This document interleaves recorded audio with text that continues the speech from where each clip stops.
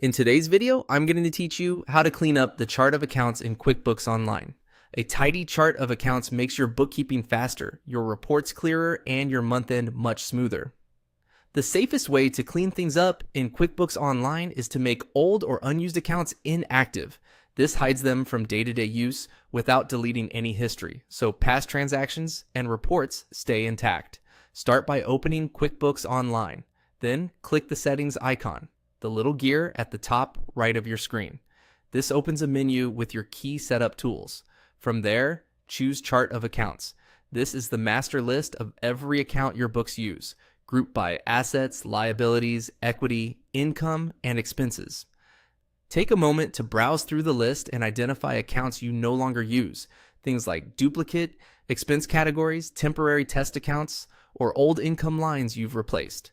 If your list is long, you can scroll or use the search bar to find what you need.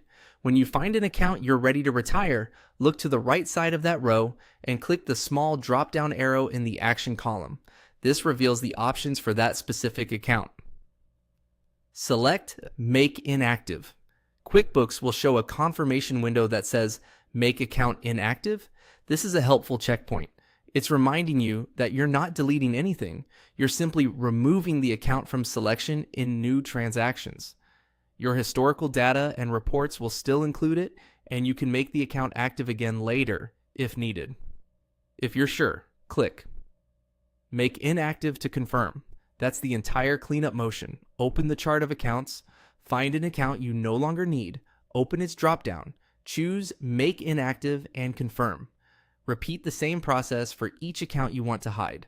As you go, keep in mind that a few special system accounts, like certain default sales tax or opening balance accounts, may not be eligible for inactivation.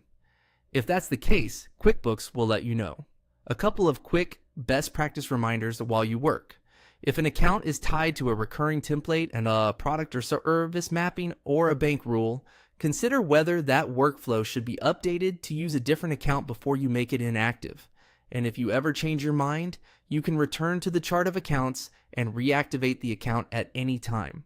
With those steps, your chart of accounts will be cleaner, easier to navigate, and far more reliable for reporting.